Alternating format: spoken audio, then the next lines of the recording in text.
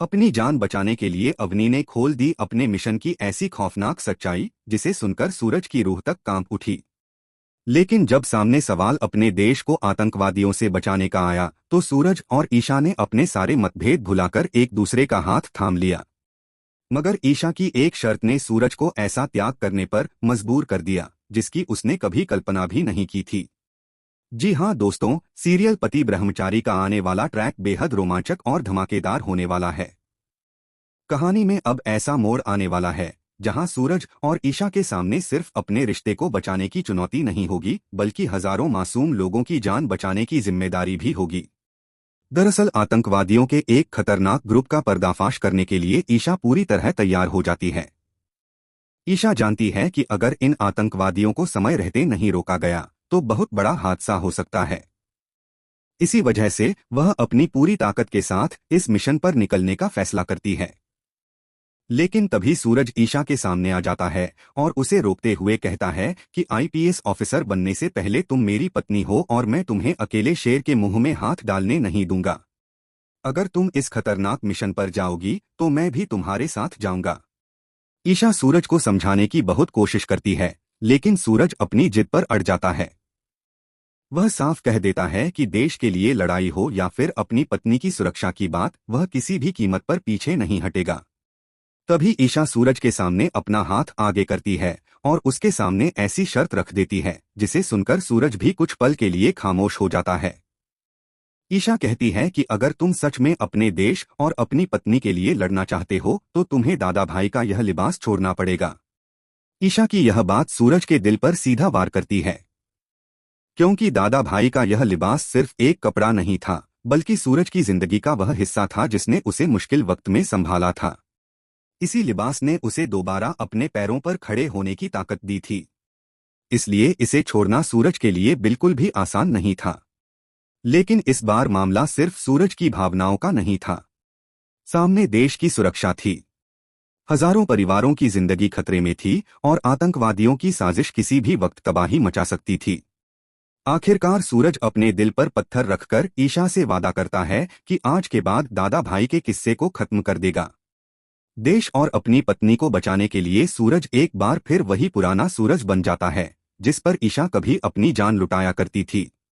अब सूरज और ईशा मिलकर आतंकवादियों के इस पूरे नेटवर्क को खत्म करने के मिशन पर निकल पड़ते हैं।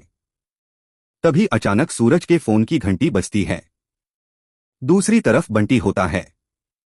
बंटी सूरज को बताता है कि उसने अवनी के कुछ साथियों को पकड़ लिया है और उसे उनकी लोकेशन भी मिल गई है। सूरज बिना एक पल गवाए ईशा के साथ वहां पहुंच जाता है। दोनों मिलकर उन गुंडों से पूछताछ शुरू करते हैं। शुरुआत में वे अवनी के बारे में कुछ भी बताने से इनकार करते हैं, लेकिन सूरज और ईशा के सख्त रवैये के आगे आखिरकार उनका मुंह खुल जाता है। उनके मुंह से अवनी के ठिकाने का पता चल जाता है। अब सूरज और ईशा सीधे अवनी के पीछे निकल पड़ते हैं। काफी कोशिशों के बाद दोनों आखिरकार अवनी को पकड़ लेते हैं। अवनी को पहले से ही अंदाजा था कि ईशा का गुस्सा कितना खतरनाक हो सकता है। इतने दिनों तक ईशा के साथ रहने के बाद वह उसकी ताकत और उसके इरादों को अच्छी तरह समझ चुकी थी। इसलिए अपनी जान बचाने के लिए अवनी तुरंत ईशा को वह पेन ड्राइव वापस कर देती है जिसे वह इतने दिनों से छिपाकर रख रही थी। लेकिन सूरज सिर्फ पेन ड्राइव हासिल करके रुकने वाला नहीं था। वह अवनी से उसके पूरे मिशन की सच्चाई जानना चाहता था। सूरज अवनी से सख्ती से पूछताछ करता है और आखिरकार वह सच्चाई सामने आ जाती है जिसकी किसी ने कल्पना भी नहीं की थी। अवनी के पास मौजूद पेन ड्राइव में उसके पूरे सीक्रेट मिशन की जानकारी होती है। सूरज उस पेन ड्राइव को अपने लैपटॉप में लगाता है और जैसे ही उसमें मौजूद फाइल खुलती है, सूरज और ईशा के पैरों तले जमीन खिसक जाती है। पेन ड्राइव में मौजूद जानकारी के मुताबिक आतंकवादियों ने एक बेहद खतरनाक साजिश तैयार की थी। जिस जगह पर एक बड़ा फंक्शन होने वाला था, उसी पूरे इलाके को ब्लास्ट करने की योजना बनाई जा रही थी। मतलब साफ था कि उस फंक्शन में आने वाले हजारों लोग आतंकवादियों के निशाने पर थे। अगर सूरज और ईशा समय रहते इस साजिश को नहीं रोक पाए तो एक ऐसा भयानक हादसा हो सकता था जिसकी कल्पना करना भी मुश्किल है। लेकिन इस पूरे मिशन की सबसे बड़ी गुत्थी अभी भी बाकी थी।